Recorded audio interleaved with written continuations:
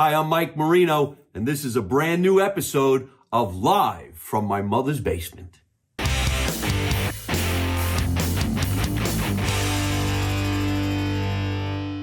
Good evening, ladies and gentlemen, and welcome to another edition of Live from My Mother's Basement. Now, I know I use that introduction all the time, especially when we're in the actual basement.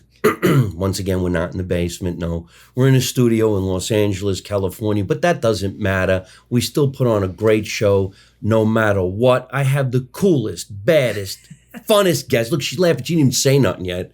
I already said her name incorrectly at least 6 times since she got here to the studio. Look, she's going to correct me before I even say it. But I wish we were in New Jersey. I wish we were down the basement. I wish we did have some pizza. But it's early in the morning. She came down from a very far away area to come Not and even be alcohol? on the show. It's early. Oh, did you want a shot of Jameson? No, good. We can get it for you. It's a little too early. Otherwise, there would be some grapes and wine. Cheeses. Is that Italian? All right. Fearon DeWeese Oh, you got is it. here. I had to Good get it right, but it's the job. only time I'm going to get it right. Okay, so you drove from... I drove down from Vacaville, which is just right outside of Napa. She said Vacaville with a smile like the Jersey boy wouldn't know what that is, but I do. I do. Cowtown. Yes. Because sometimes when we drive from here to Northern California, I really don't take that drive anymore. I could take a plane now. I got a little bit more money. But when I used to drive, there was a comedy club up in Sacramento called Laughs Unlimited. Yeah. You know it? I know it well. Yeah. All right. Well, Yeah. Laughs Unlimited, one of the oldest comedy clubs on the planet. It's been around that long. It really is. I think it actually runs some of the classic comedy clubs in Los Angeles, like Igby's. Igby's was the oldest, then it closed. So Laughs Unlimited, a little bit of history. Mm-hmm. But if you drive from here to Laughs Unlimited, it's about 5 hours. 5 hours, 5.5 maybe. 5 hours. Yeah. And you get to an area on the road, which is the 5 or Yeah. 5 or the All the way 101. up. The 101's down by the water, the ocean. And then the 5 is, Straight shot from here to Sacramento. yes. And you see cows Lots of cows. everywhere. I came up with a joke. There's cows in the millions, because I guess it's dairy farm. Harris Ranch, halfway there. It's where all the cows are. Cows, and it stinks.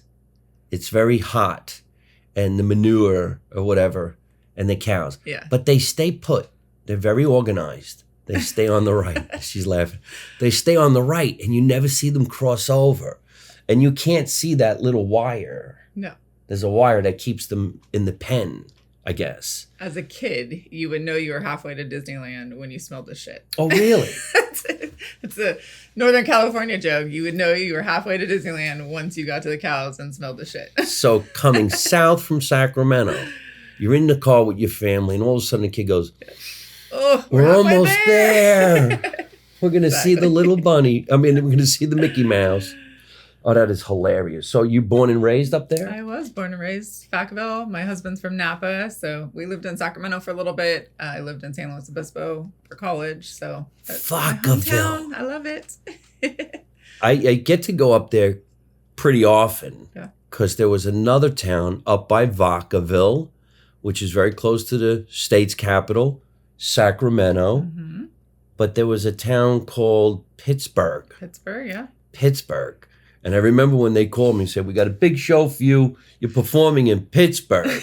I'm like, oh, I love Pittsburgh. I go, wait, that's what I thought. It's not Pittsburgh, Pennsylvania. It's Pittsburgh, California. Yes. And you smell horse shit up there too, or cow shit. So, and then there was this other town, Antioch. Mm-hmm. That right? Yep. That's fine. And then the famous, what's near the cannery? Monterey. Monterey. Yes. Are you near Monterey? 2 hours. So you are a real, true-to-life Californian. I am. Born and raised. Cali girl. Cali girl. Yes. Because in the news, on television, the world thinks California girls are in Malibu, and that's and it. Blonde and And they're not. They're from suburbia. Injections. Nope. Just suburbia. I consider it suburbia. Yeah. Because when I go up there, I'm like, oh my God, is that a maple tree? Here in California? No, pines. Pine trees. What are they doing here? Because we think palm tree. Yes. And I love Napa, so we got the vines and the wine and everything else up there. I love LA and I love Cali down here too. But, we got great wine up there. Tell us, if you would, just a little bit about the Napa Valley in itself, because I always do a joke about how California doesn't have any Italians like they do in New York, New Jersey. It's actually not true. It's just a joke. If you got a winery, there's going to be an Italian involved somewhere. If you're selling chocolates in an area called San Francisco, there's going to be a lot of Italians. Think about it. Even the cannery, Chef Boyardee. Yeah. This is all incredible historical stuff that I only happen to know because I traveled there. Yeah. Otherwise, I never would have thought. There's a lot of amazing Italian chefs in Napa. Right. Great restaurants. Yes. Don Giovanni's is one of my favorite restaurants in Napa.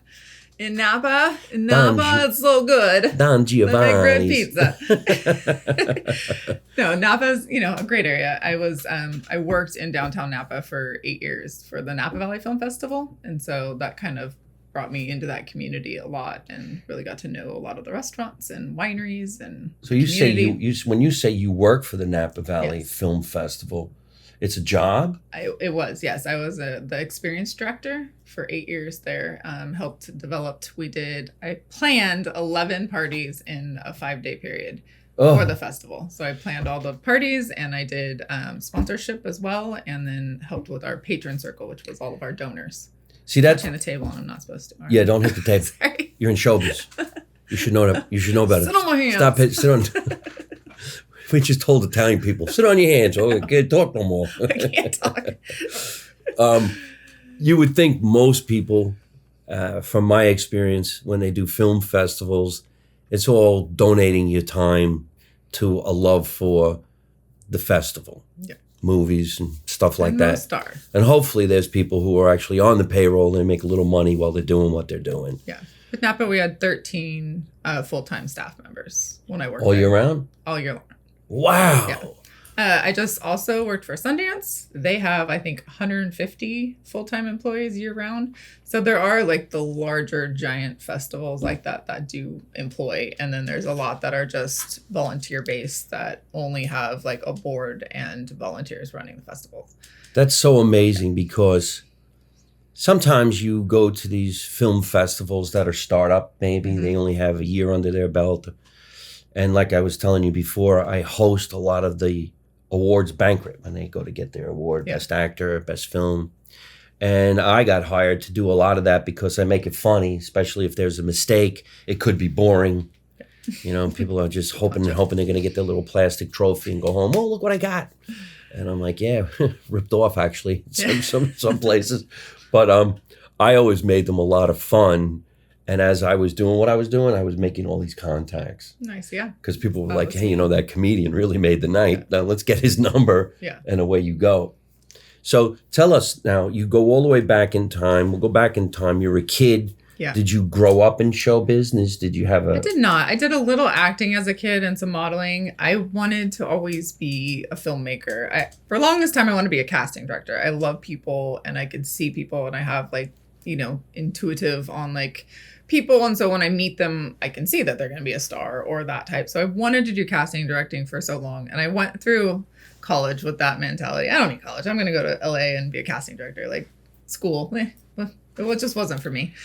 And so I got my AA degree from Cuesta College in San Luis Obispo from my mom. Hi, Mom. She really wanted that. So I went and got that degree, moved home for a little bit to save money to move to LA and met my husband. Life changes. And I kind of went into the event world, which I'm also great at as far as managing and planning. I've always been the planner of my friends and my mom and my family of oh, what are we doing? Where are we going? Here, let me plan it. Yeah. So I got into the glue event that planning. keeps people together. It's like the glue. Not everybody is good at being an event planner because they don't cross their T's and dot their I's. And then you invite all these people, they show up and they say, is this it? That's why you need a really good, skilled event planner. So everything is completely done and the people come and it's easy. It's being filmed. Maybe you stand in front of a step and repeat banner that's not from the 20 years older with different sponsors. Yep. I got a job when I moved to Sacramento at a country club up there, and we had 3 ballrooms and 3 wedding venues. So in like one weekend, I could do 10 weddings, and it was just a wedding factory. It was like send one down the aisle, send another one down the aisle, run across the street. But I learned so much, like how many bartenders do you need for an event for 200 people and what catering looks like. And I learned everything. And then I left in 2010 to start Fearon May Events, which is my own production company for events. And I've done everything from celebrity weddings to, corporate events for 2,000 people. And then Napa Valley reached out, Film Festival, and hired me to come on as their, at the time, Vintner Circle dinner person, which was up and down the valley. We would plan 20 dinners for our guests at Napa Valley Film Festival. So 600 people we would send out to 20 different wineries for dinners. So they brought me on to start with that. And then I kind of went on from there to being an experienced director and kind of helping to run the festival with my team. So you never came down to Los Angeles and pursue a career as an actress? And then so things kind of happened. COVID happened. The festival laid us off at that time. And from there, I was just like, okay, now's my time. Like, now I want to follow my dream, make film, be in the industry that I want to be doing, and tell stories, which is really all that I've ever wanted to do, is just be a storyteller. Yes, and thank you, COVID, for coming around, making people come true. Tell people, listen, you can't live here anymore. Get out. Now go pursue your real dream. Go. When you're locked in a house and you really have nothing else to do, like, you open your laptop and write a script, and that's what I did. It's just like, I had this fear, though, of like, how do you write it? Because like I didn't take a screenwriting class. I have no idea. Like, I had the idea. I wanted to tell my story of behind the scenes of working at a film festival and what that entails and what that looks like. But like, how do you format it? And how do you put the character's name here? And how do you space down? And all that stuff was just what was not letting me do it, which is silly because it's just a program. You opened it, and then once you realize like, oh, I just hit this button and it does it for me.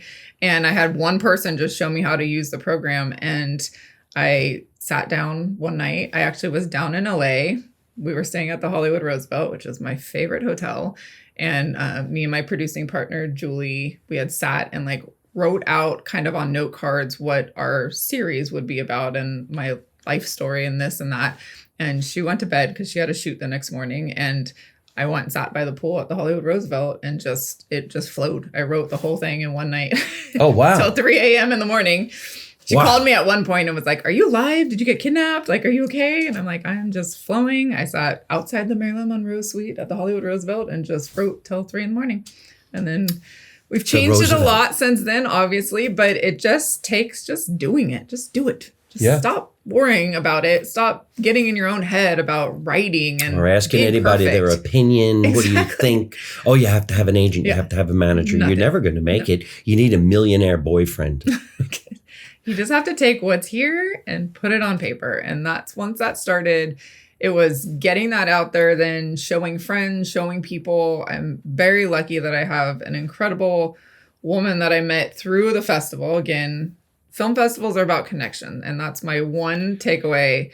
If you're going to submit to a festival, only submit to ones that you can go to in person, that have in-person ones. Online is great, but like really, if you're going to invest in, they're expensive now to go to festivals as far as to submit. They're, could be anywhere from $30 to $80 to submit to a festival. Like, go to ones that you can go to in person because you meet those connections. And I've met lifelong friends now from like meeting people at festivals. So Jane Solomon was this amazing woman that I met through Napa Valley Film Festival. And I went through IVF to get pregnant with my daughter, and she had gone through IVF, and that's how we kind of bonded. So when I sent her the script that I wrote. Hold on a minute. She just said some acronyms to a guy who's never had children. Okay. IVF, infertility. Wait a minute. I thought she said, I think IBF, which in some instances could be irritable bowel, something with a B, bowel. All right. It's early in the morning while we're recording this when we don't have breakfast yet. So what is IVF? IVF is IVF is for infertility. Okay. Basically, they take the egg and insert it to get pregnant. If you want to get technical, look it up. IVF definition. But we bonded over that, and that was, great. So when she read the script, she was like, "I believe in you." She funded our project, and we went and shot our proof of concept pilot for it. Holy smokes! Super fast. Isn't that fantastic how that happens? It does. We wrote it. That was August that I wrote it at the Hollywood Roosevelt. I think we sent it to her after editing and everything in January. She sent us the check. We filmed it in May, and then we spent a year with it at film festivals and won several festivals for best episodic pilot. And all right, well, tell some people who are watching exactly what that entails, because not everybody watching my show is in showbiz. There's people from different parts of the world. They have no idea what the hell they're talking about. They're probably going to scream at me for not knowing IVF. But, come on, man. I've never had kids. Do you not know what's going on in Alabama? Not to get politics. Alabama? They're trying to banned it? Yes. Really? Yes. In Alabama? Yeah. What else are they banning in Alabama? All right, so a proof of concept is, I don't know how to describe it, a calling card, showing somebody, look, here's my idea. Would you like to invest in my idea? Project. There's got to be an easier way to explain it, because I really don't know how. What would you say? A proof of concept is like, we have a script, we have the idea. Obviously, can we go afford to hire Jennifer Lawrence to be in our 30-minute proof of concept? No, that costs millions to get those type of talent and what you want. So what you do is you get your friends, you get who you can afford, you make a proof of concept to show who these characters are, where their story goes, the pace of the show, what it could look like on screen. And that gives people a visual, because people nowadays, they want to see something. Are they going to read? No, probably not. So sometimes instead of having them read the script, it's like, oh, just watch this and you can get the concept of what the show's about and who these characters are and what their life is like. And so that's a way to go. If you can't, if you just like, I want to make something. And for me, I want to be a director and producer. I am a director and producer. Let me rephrase that. I am a director and producer at the time, but it's hard getting into this industry, especially at 44 years old, when you're on your second stage of your career and going like, okay, and, oh, well, you don't have any IMDb credits, or, oh, you haven't done anything yet. And you're just like, but I've directed and produced festivals and events for 20 years now. Like, I'm not just showing up. I'm not a kid out of college who has never had any life experiences. You know how to put people together. Yes. She just dropped another acronym, so we're going to rewind a little bit for the people out there who don't know what IMDb is. I don't know why you're laughing, because I actually don't know what the initials stand for, but I'm on IMDb. I've been on IMDb since I'm a kid. Independent movie database. That's IMDb. what it is. Yes, I knew that. You knew that. It's independent movie something. Database. Bass. You got to play the bass. Okay, Yeah. well, anyway, that's really exciting. This is really, really cool. Thanks. And she was explaining the sizzle reel. Wasn't it called sizzle reel? Did they change the name? It's like a sizzle reel is almost like a trailer. It's way shorter. It's something that's just like A sizzle shorter than a proof of concept? Yes. Really? Our proof of concept's 30 minutes. It's like a pilot. Oh. It's like a full TV show Wow. kind of thing. Yeah. I thought a proof of concept was 3 minutes.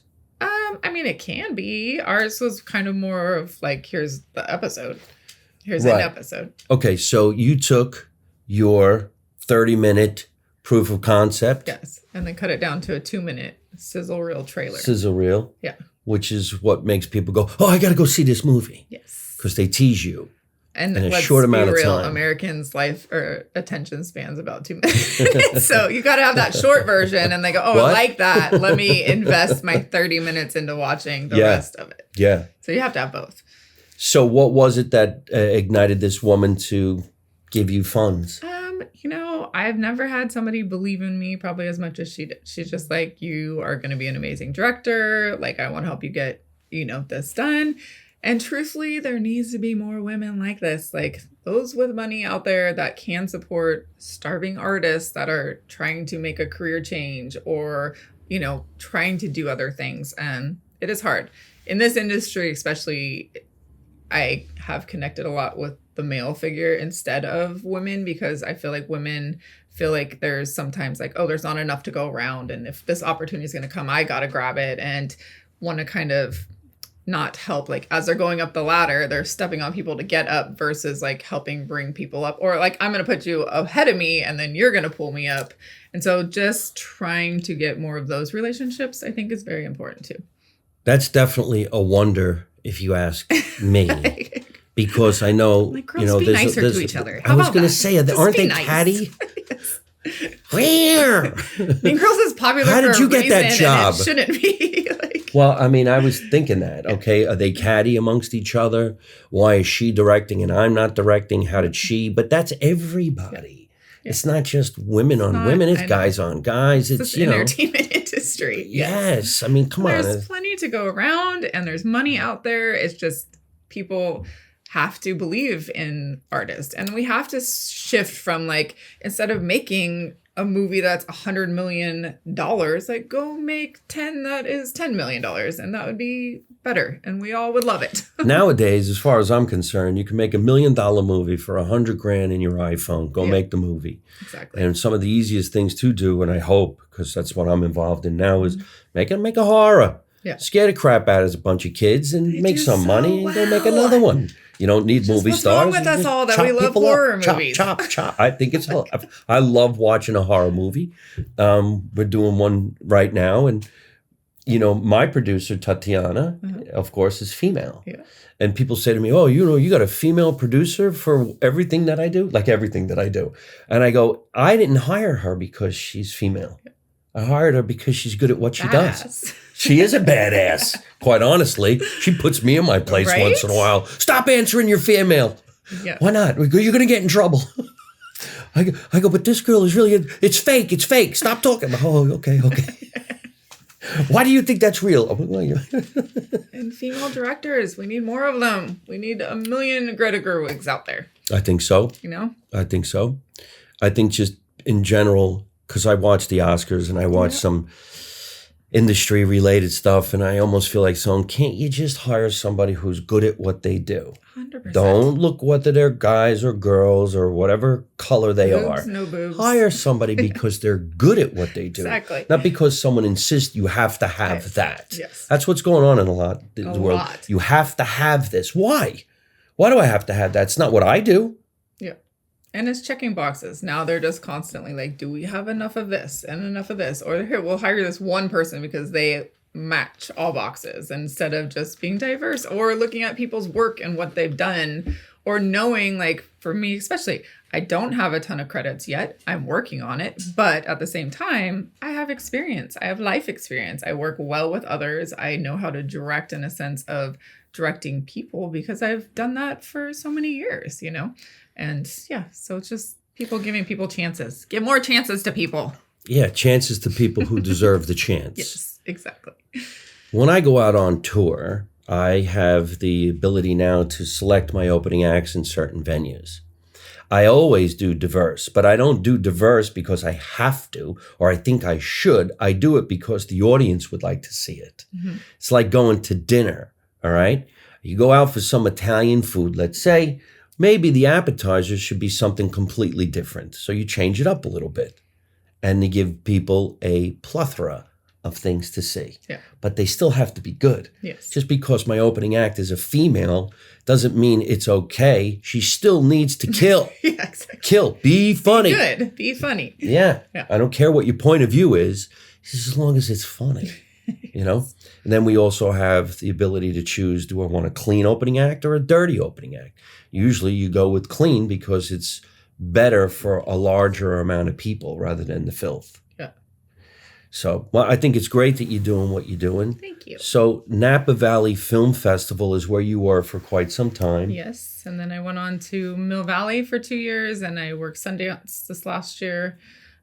Just getting in all of that. But yeah, my show uncredited. You worked at Sundance, or you brought your film in? No, I worked at Sundance. I like Trojan horsed it. So what is went in to work it and meet everybody and get to know the programming team and all of that stuff too. So you're part of it now? Which is a great thing. If you really are trying to learn more about film festivals, go volunteer. Go work a festival. Every town has a festival. Go work it. Go volunteer. They're always looking for people to help. Is the Sundance Film Festival the biggest film festival? It is. Is that the most notable one? I would say yes. That, Cannes, and Toronto, I think, would be the biggest ones. This year, yes. Oddly enough, at the Sundance Film Festival, they had a comedy show in the Egyptian Theater during the festival. And I was the guy. You were? Yeah. You were there? Yeah, but I was not, we were not part of the Sundance Film Festival. It was. But you were there during. It was its own entity. Nice. And so, while you're performing, guess who's coming to the show? Sundance Film Festival people. Yeah. So, in the freezing cold of, where the hell were we? Which is such a magic town. What town is it again? Sundance. Yeah, I know Sundance, but what's the name of the? Park City. Park City, Utah. Yes. Which was so damn cold. Hallmark movie. So damn, it is like a Hallmark movie. It's beautiful. It's just like what you see in the movies because they make movies up there. Yeah. But the scenic background, the hills, the cliffs, the snow. And then you come into this tiny little town. Kind of looks like, I don't know, Wild Bill Hickok's going to come out and start shooting people, right? Yeah. And there's hundreds of people walking around, going to see films, mingling, talking, staying in hotels, going skiing. So when I went there, I flew in, I think I was flying in from Florida. Yeah. Oh, Florida. And I just was like, and I remember standing outside the theater and there was a cowboy hat shop. And there was all these people in line to get a hat because it was very specific. They fit it to their head. And there were people getting their head measured like in line. Yeah. Crazy. And right next to it, they were showing a film. And you saw, I'm friends with Paulie Shore. He was doing some seminar, but I was in the Egyptian Theater. And everybody's like, are you part of the Sundance Film Festival? I'm like, well, kind of. I mean, we're here. Right here. Yeah. And then everybody from the festival, I mean, everybody in the audience is wearing a festival, what do you call it? Lanyard. Lanyard, credentials. And so it was super cool. And I know people from the film festival were going around going, you know, as a comedian, it's fucking hilarious. Because the first thing out of my mouth was, fuck, it's freezing here. And I'm from New Jersey. I thought I knew cold. Seen it. Yeah, right? Could you imagine that? Probably now. Working, but yeah. So who knows? Maybe next year we'll be part of the Sundance Film Festival. Or maybe I'll get to host the awards. Maybe I'll do another show. I like getting paid to go where I go, quite honestly. You know, sell some tickets. But yeah, so we were there. So Sundance. So what would you do, or what do you do for Sundance? I did some events for them. The event planning their side events? Came back out. Yes, I'm like, someday I'll be here with a film, but for right now, honing my event side. And like I said, got to meet the whole programming team and work it, and it was a fun experience. It's great that you get to mingle like that because now you know a lot of people on the inside, how it works, the mechanics of it all. I mean, I remember 10 years in a row straight, I hosted the Beverly Hills Film Awards. And they did it up so good. It looked like a mini Oscars. Yeah. And they had the band play. I had to wear a tuxedo. On the night that they had the awards banquet, everybody was sitting there having dinner at the Beverly Hills Hotel, and stars. Yeah. And I had the control. And I'll tell you this, and I'm still friends with him. I got to make friends with a lot of big stars who came to the show because eventually in this business, I think, you start to realize that stars are just people. Yeah, they're just people. 100%. And you get to watch them and think, oh my God. But deep down, it's just a human being. Yeah. So I remember I was in my monologue, good evening and welcome. And tonight, and it's going to be big and you're going to get. Then John Voight came walking in room late.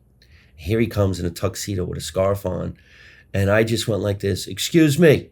Who are you to come walking into this room 3 minutes into my opening monologue? And everybody turned around and went, oh, shit. This guy's going to dog John Voight. And John goes like this. I was in traffic. And I go, John, how long you living in LA? Yeah, right. We were all in traffic. They came on time. So the audience started to realize, okay, this is going to be all right. Yeah. And I did it all night long. Yeah. How fun. So when he finally came up and got his Lifetime Achievement Award, Mm-hmm. he comes up on stage and he goes, ladies and gentlemen, I just want to say, I know you're assuming that he and I know each other, but I've never met him. He's absolutely hilarious, very talented, and this is what should be hosting the Oscars, him. Aww. And I went like this, thank you very much, I appreciate that. So when the whole gala was over, and I was like roasting him in a funny way, I says, you've been a great crowd, thank you, we got to get going. And in closing, I just want to say, John, call your daughter. Oh. Everybody started cracking up. So now we talk from time to time. Oh my gosh, that's amazing. And we remain friends with a lot of different people. But I never really pushed the envelope. I didn't ask anybody for any favors until I'm going into something where I go, you know what? I bet you I can make this phone call now. Yeah. Like this, like this conversation. You know what? I might be coming up to, or I was thinking, or hey, we're doing something. Did you want to come and be part of? Did you want to help? So that's why the mingling aspect of what you're talking about is more 100%. important than anything. More important than anything. And having a nice personality. I was just going to say, be nice to people. Just be nice. That's all they want. It's a piece of cake. It's my mother used to say, the only thing in this world that's free is the way you treat other people. Yeah. I've been around a lot of talent, obviously, at the film festival. I've worked on a couple of film sets and I've made great friends. I did some talent management on some big films. And it's just like, just treat them like nice, normal people. So goes now, a long way. fast forwarding, now your ultimate goal is to direct, produce, write, just continue making content. Like, what would be the ultimate? I really want to direct a feature film. That's my next goal. Obviously, getting agents around here is also very difficult, but we're working on that. I launched my own production company with my really great friend and producing partner, Juliana Folk. She's an incredible actress. Look her up. Say her name, Juliana? Juliana Folk. So we launched Ashello Productions, which is her son's name and my daughter's name put together. And we set out to create a production company for our projects, but to also create sets that are inclusive to working parents. Because I do have a 5-year-old, she has a 5-year-old, and a lot of the films and sets I've been on, they're just not inclusive to families. It's so hard to like work 12 hours, an hour drive each way. You're gone for 14 hours. You're not seeing your kid at all. You're flying places. And it's just like, how do we change that? And it can be changed. It is just the planning side of it, which is what I'm good at, how? right? How do you take the kid with you? It's not so much taking in the kids. It's called, we looked it up, it's called French filming or French production. And in the French, you get to take your kid to school in the morning or you get to be at home to have dinner with them. So you either start production at 6 so that you could be done at time to be home to have dinner with your family, or you do later if you're shooting evening films. You allow your crew to take their kids to school, start a little bit later, and go into the evening. It's possible. It's just planning. And it's talking to the crew and everybody ahead of time and say, hey, instead of cramming this all into a 5-day shoot, like, would you be willing to do 10-day shoot and help us break the, cost down a little bit so that you can be home with your kid at night, and hiring more people that are inclusive to that and understanding what it's like to be a parent in this entertainment industry. Well, I definitely understand the way that is, because you could be on a set and your kids could be waiting for you to come home and have dinner. Your wife or husband is waiting for you to come home and have dinner. And then you hear this on a set. We're losing the light. We got to get this shot. Nobody's going anywhere. Yeah. And then before you know it, that extra 20 minutes takes an extra day. And once in like a 10-day shoot, fine. If you're doing that every single night, though, that's poor planning. That's not a great production. And so creating those sets, or having childcare on set, like have a trailer that has the kids in there that are learning and on set. I mean, there's definitely options out there. And that's what we've set out to create, that and to give a voice to those parents that are, working in this industry, trying to still follow their dreams and be a parent. I actually know someone have to give up one of them. who does that. She's the on-set teacher.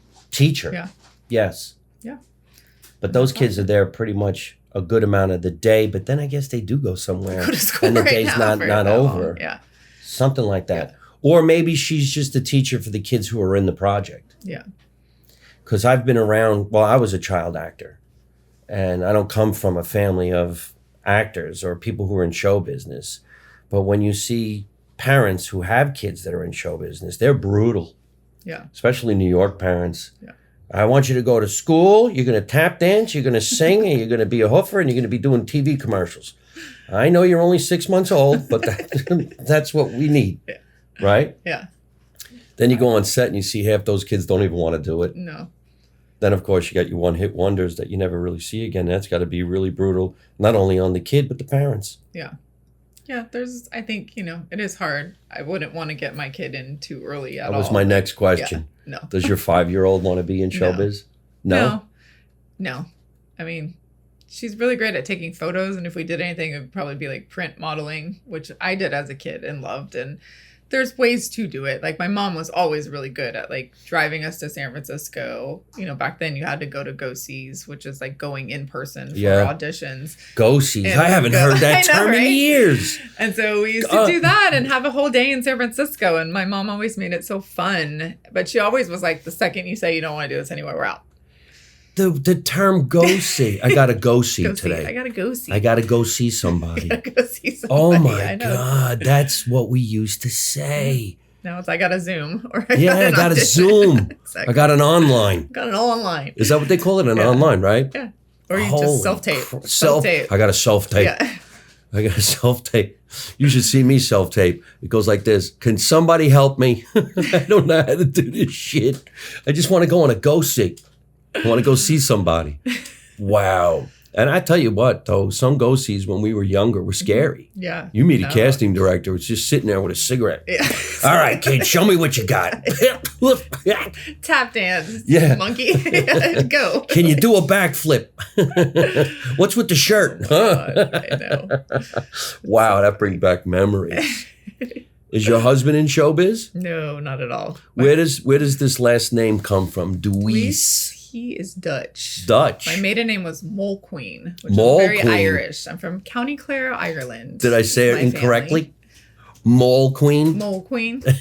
You probably got teased with that when you were younger, right? A bit. It was more the Fahrenheit, all that fun stuff, Right.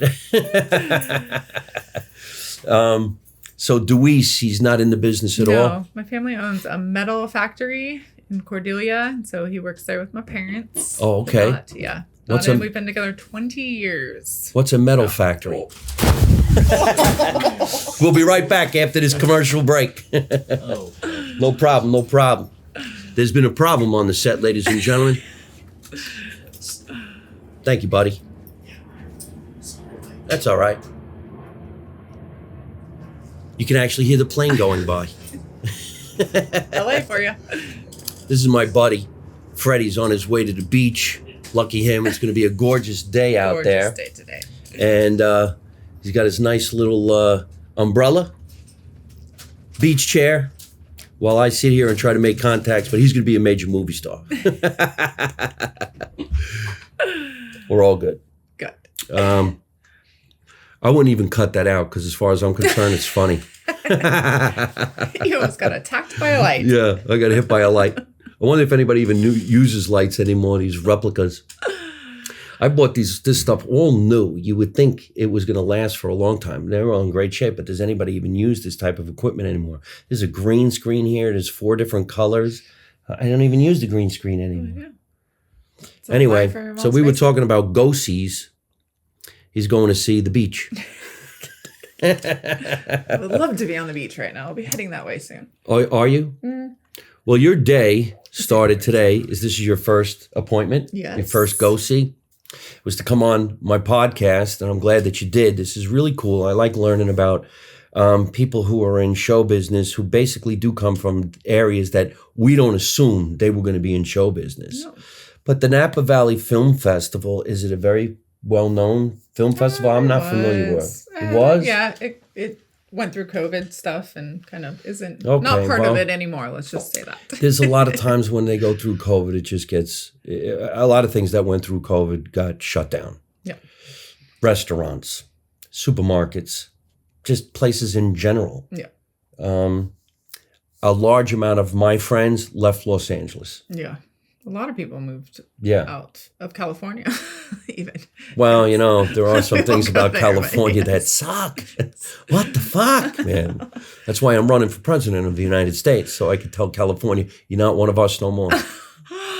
Go ahead. That's right. Either that, we'll cut you Cut in it. half. We'll cut you in it. half.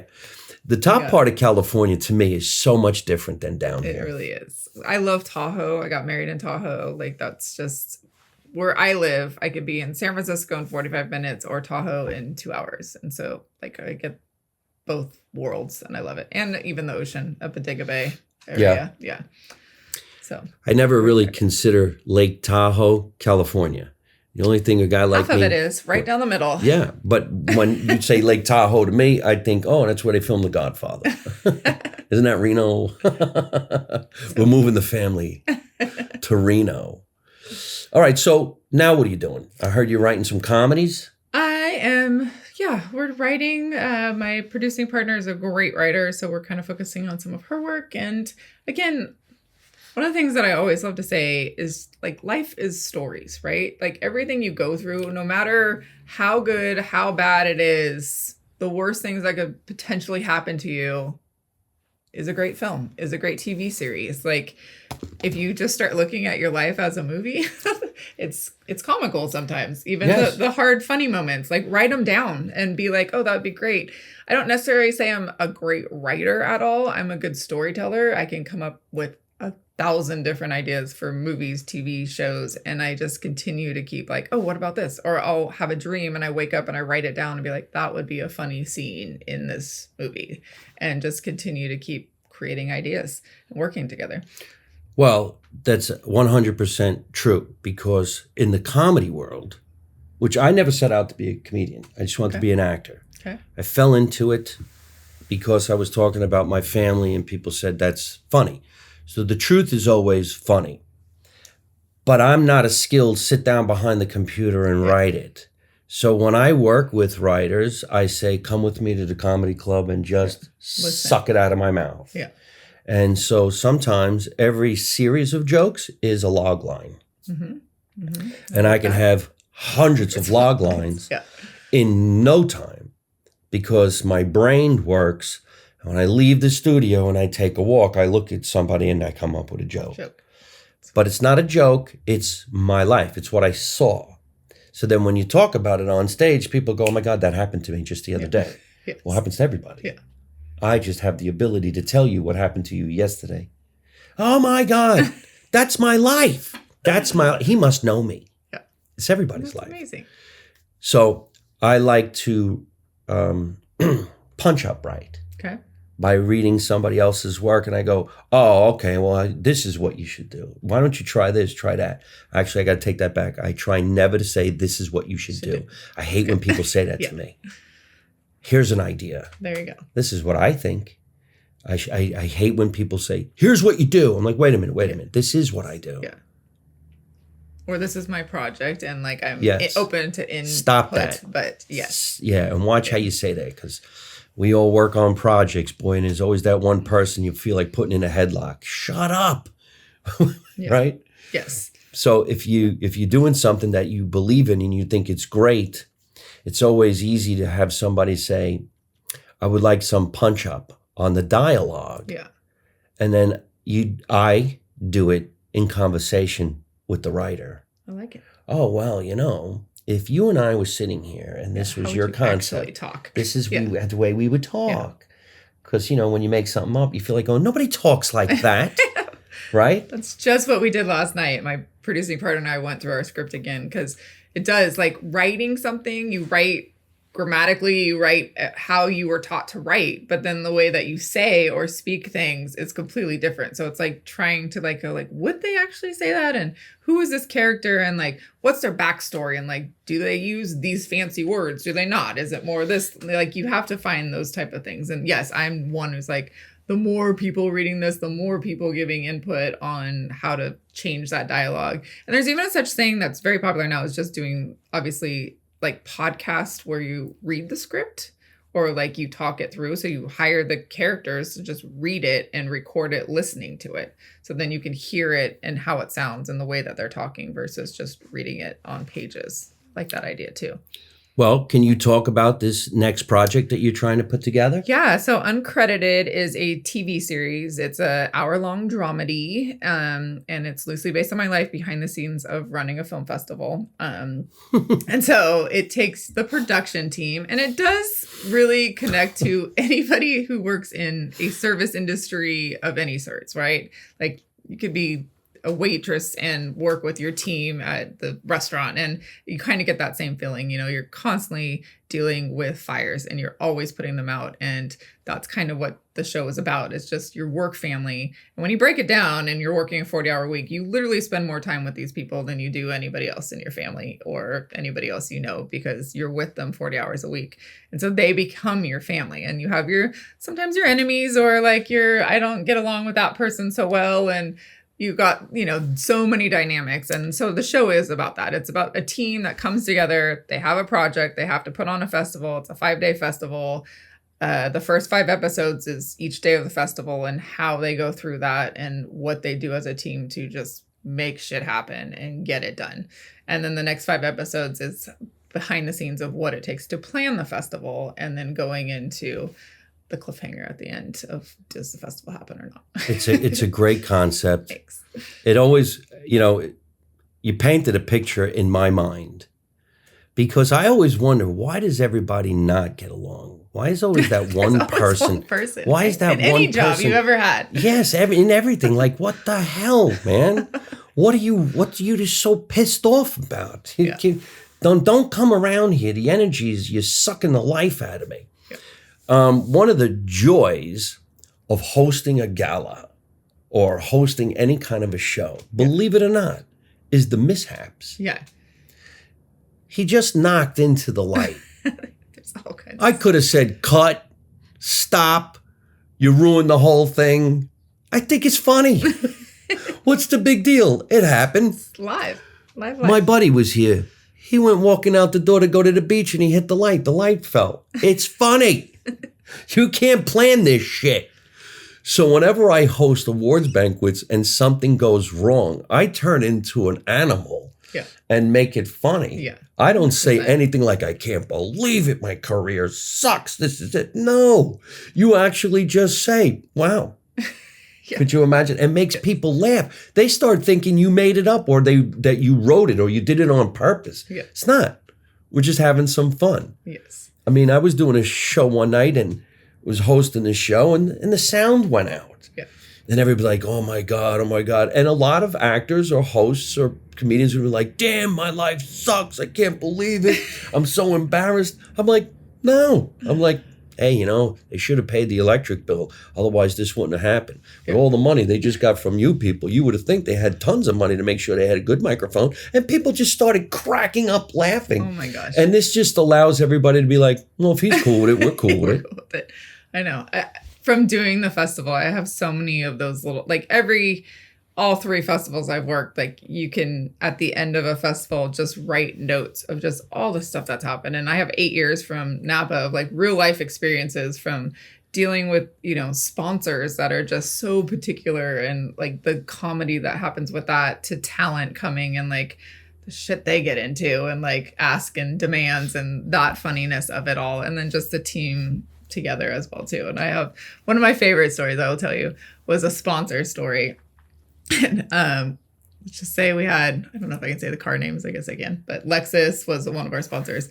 And we had a barricade where our opening night party was. And somehow this car came around the barricade when none of us were looking. We were having our team huddle, and parked in the handicap parking spot that is literally right in front of the step room repeat, with the Lexus car parked on it. And let's just say it was a Mercedes, which is like the worst thing that could possibly happen to a Lexus, like parking literally in front of it. And we hear on the radio, the movie's let out, like the crowd's coming, which is all of our sponsorship and people with Lexus is there at this, walking down. And we have moments now to fix this problem, or, we're going to have to deal with a very upset sponsor.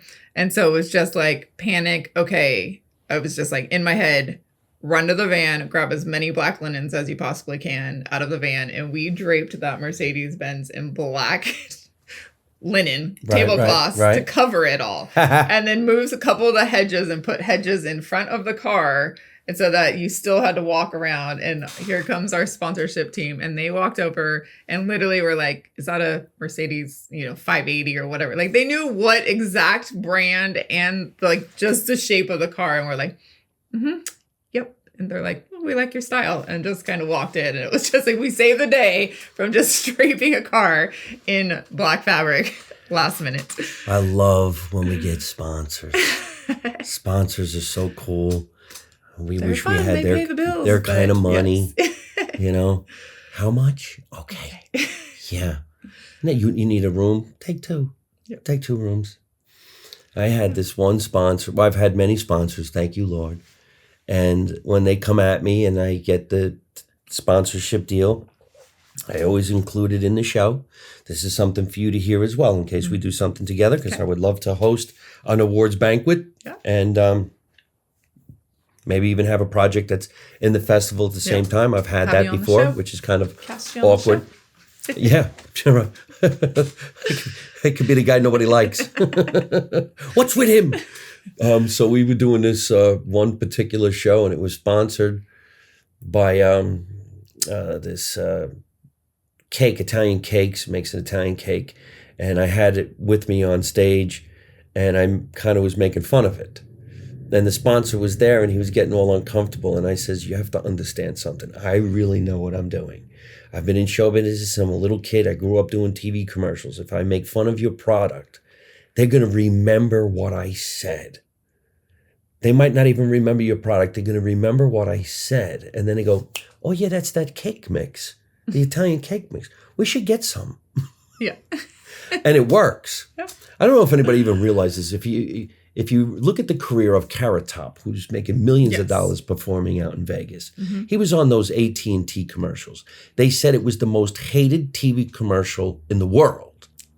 They were killing it. Yeah. They kill it. The more they did, the more money he made, the more famous he became, and the more work AT&T got. It's crazy. Yeah. Yeah. Like progressive commercials. How could you not stop? Oh my God, Flo. I love Flo. She's a great actor. Every time she comes on, you're like, yeah, what's she going to do now? I like when she plays all the different people. It's hilarious. God. So, so that's our show. We got so many different things to write and put out there, but uncredited is what we're out pitching right now. So if you want to make a TV show, let us know. Tell everybody where they can find you on social media. Yeah, Ashella Production. So it's ASHELLA. That's our website too, ashellaproductions.com. You can reach us there. What is Ashella? Ashella, so Juliana's son is Asher, and my daughter is Ella May. So we gave them one of those Hollywood couple names. They are 3 weeks apart. I went over to tell her I was pregnant, and she was like, oh my God, I'm pregnant too. And so we have our little babies that are besties, and so our company name is Ashella Productions. I love that you named your kid Ella May. Ella May, yeah. That's so Southern to me. I didn't think that would be... So my great-grandma's name was Ella Fearon. So my first name was actually her last name. My parents, I don't know, they must have been high, but it's definitely a different name. Very creative name. My sister's Melissa, and I got Fearon. That's very funny, actually. My parents were so stoned. My name's Fearon. Fearon. They couldn't really spell out Francis, so they said Fearon. No, the Fearon family is from County Clare, Ireland. And so my great-grandma's name was Ella Fearon, so I always wanted to name my daughter Ella, but it kind of became a popular name. So my name's Fearon May is my middle name, so I named her Ella May as one word. That's fantastic. Thank you. Love it. But yeah. So all the way down to Los Angeles from Napa Valley. She comes to be on the show, and I'm glad that you did. One more time, you could tell everybody out there who's watching this show, whether you're in show business or not, whether you're looking to raise money to put on a project, I think you should stay in touch, follow her on all social media, and see what's going on in her world in the future. And in about maybe a year from this podcast, you're going to see me hosting a show in Napa Valley. I'm going to do this whole big joke about how cows stink when you're on your way to Disneyland. There you go. See, I gave you a punchline. So we're already writing together. I love it. In less than 45 minutes. Don't worry, I'll write you on uncredited. You can come on the show. Uncredited. We'll have you as the This comedian episode on the show. Yes. is about a cow. Tell everybody one more time where they can find you, if you would, please. Yes, you can find us at shellaproductions.com and also Instagram with that as well too. And then my website is just Fearon May. It's FearonMay.com. Yes. Whatever happened to the woman who helped you with your financing to make your project? She's my little fairy godmother, and I just love her. She just won an Oscar for her short that she came on as a producer for. What? What was it called? The Last Music Shop. It just won the She short won an documentary. Oscar? Yes, she's part of it won an Oscar. Oh, okay. Yes. She's in the ensemble or producing? Producing. Yeah. No shit. Yes. She's incredible. That's gigantic. She's an amazing so technically lady. You're an Oscar winner. Because I know one. No. Someday I will be on that stage. Well, hopefully that is for directing fantastic. when they start giving women directing credit. They didn't do it that much? There's been enough? I think 2 winners, 2 women. And those, one like directing. Best directing. Hurt Locker back in the day? Yep. My idol. She's my definitely idol. I would love to meet you. So if you're watching this. Well, you never know. You never know. I guess we can't really talk about her this. And Greta. Greta's from Sacramento. Is she really? Yes, she is. Sacramento. Yep, born and raised. Sacramento. Yeah. Again, cow country. Where'd you come from? Sacramento. On my way to see the mouse. It's also known for rice. Did you know that almost all the rice in all of the United States comes from Sacramento? I did not know that. No. I just Rice? found that out too, yeah. There's a rice port there in West Sacramento. No. All I know about Sacramento, as far as rice, is the San Francisco treat. That used to be Rice-A-Roni. And there was a jingle. Rice-A-Roni, the San Francisco treat. See? That is We're so already good writing marketing, together. If you're that was how many years Hey, wait ago a minute. I need a sponsor. Rice-A-Roni. Yes. I also have a clothing brand, which I did not talk about. But during COVID. Please do. During COVID, I had to find something to do because everything shut down. Production for film shut down. All events shut down. So I launched in Northern California. We say the word hella, which you might make fun of me for. But hella good time. Hella means very. It's just the way that we always say things like, oh, that's hella far away, or that's hella cool. And so, and it also has my daughter's name in it, Ella. So we launched Hella Shirt Co. So you can find us at hellashirtco.com. And yeah, that was my little backup business. hellashirtco.com. hellashirtco.com. Yes. Wow, that's really super fun cool. Stuff on there, yeah. Like Hella Dope Dad and Hella Rad Mama shirts. All kinds of fun stuff. So if you're from NorCal, just like the word hella. She didn't bring me one. I will send you one. Should have brought me the shirt. Send you one. I should I have. will wear the shirt on the show. I'm wearing this shirt right over here. Look, look, I'm pointing to the wrong thing. I don't even have mine on. I have Dolly on today. You look great. My own brand. Nice big black leather jacket. You would think she's a New Yorker. Hardcore Italians. Like that. I want they one sell of those shirts that say "Make America Irish. Italian again." Well, make America Irish again. It's a good country, but everybody's wasted. Hella wasted. Hella wasted. I'm good with callbacks. You see? There you go. See, I like it. Listen, we're going to talk for another hour. We got to get going. Let me thank my producer, Tatiana Blueshell, who you now know. Yes, Stay in touch with her. On.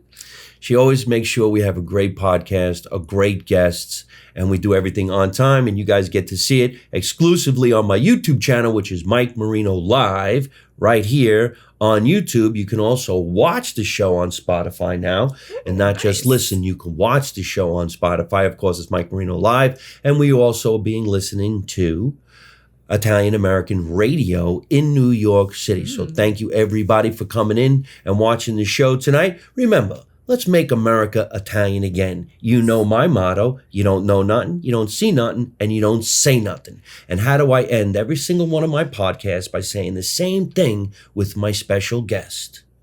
It's don't take no shit from nobody. Got it. You ready? I agree with that one. Okay. Don't take no shit from nobody. Hey folks, thanks for watching live from my mother's basement. I hope you enjoyed the show. And if you did, hit the word like and leave me a really cool comment. You can also subscribe to my YouTube channel so you don't miss any of the future episodes and you can watch some of the funniest videos on the internet. You can also listen to the show on Spotify or your favorite podcast app.